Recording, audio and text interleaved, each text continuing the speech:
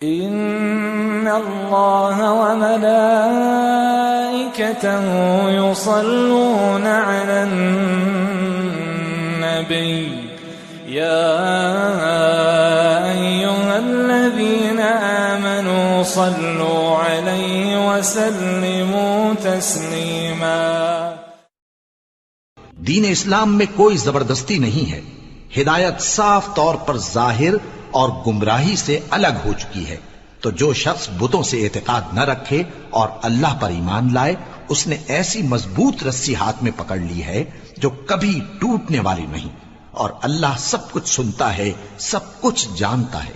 اللہ وہ معبود برحق ہے کہ اس کے سوا کوئی عبادت کے لائق نہیں، زندہ ہے، سب کو تھامنے والا، اسے نہ اونگ آتی ہے نہ نیند۔ جو کچھ آسمانوں میں اور جو کچھ زمین میں ہے سب اسی کا ہے۔ کون ہے کہ اس کی اجازت کے بغیر اس سے کسی کی سفارش کر سکے؟ جو کچھ لوگوں کے روبرو ہو رہا ہے اور جو کچھ ان کے پیچھے ہو چکا ہے اسے سب معلوم ہے، اور لوگ اس کی معلومات میں سے کسی چیز پر دسترس حاصل نہیں کر سکتے۔ ہاں، جس قدر وہ چاہتا ہے اسی قدر معلوم کرا دیتا ہے۔ اس کی بادشاہی اور علم آسمان اور زمین سب پر حاوی ہے، اور اسے ان کی حفاظت کچھ بھی دشوار نہیں۔ وہ بڑا عالی رتبہ ہے، جلیل القدر ہے۔ آپ اپنے موبائل میں کچھ بھی کر رہے ہوں، جتنی مرضی اپلیکیشنز اوپن کی ہوئی ہوں، کتنا ہی ڈیپ گئے ہوئے ہوں، موبائل اتنی ساری اپلیکیشنز اوپن ہونے کے باوجود آپ کو کال سب سے ٹاپ پر اور سب سے پہلے شو کرتا ہے۔ کبھی سوچا ہے آپ نے ایسا کیوں ہوتا ہے؟ وہ اس لیے کہ موبائل کو بھی معلوم ہے کہ اس کا اصل کام کال ہے، باقی سب چیزیں اس کے لیے سیکنڈری ہیں، کیونکہ موبائل اسی لیے انوینٹ ہوا تھا کہ دور بیٹھے شخص سے فوراً بات کی جا سکے۔ پھر اس میں SMS ایڈ ہوا، پھر انٹرنیٹ، پھر گویا دنیا کی ہر چیز کو موبائل میں شفٹ کر دیا گیا۔ آج موبائل سے دنیا کا شاید ہی کوئی ایسا کام ہو جو نہ لیا جا رہا ہو، مگر یہ موبائل آج بھی اپنا بنیادی کام نہیں بھولا۔ آپ کچھ بھی کر رہے ہوں، بٹ جیسے ہی کوئی کال آتی ہے وہ سب کچھ اسٹاپ کر کے کال شو کر دیتا ہے۔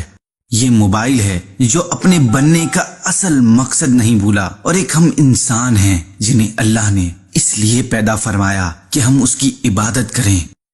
مگر جب مسجد سے ہمیں عبادت کے لیے بلایا جاتا ہے تو کیا ہم اپنے سارے کے سارے آپریشنز اسٹاپ کر کے نماز کے لیے جاتے ہیں؟ مسجد جانا تو دور کی بات ہے، اللہ کے منادی کی ندا یعنی اذان کو توجہ سے سنتے بھی نہیں۔ عبادت ہر انسان کے پیدا کیے جانے کا اصل مقصد ہے اور سب سے اہم ترین عبادت ہے۔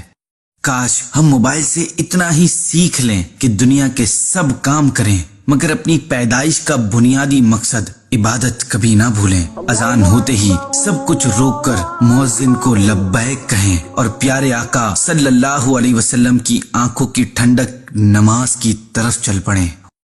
وما خلقت الجن والانس الا لیعبدون، اور میں نے جن اور آدمی اسی لیے بنائے کہ میری عبادت کریں۔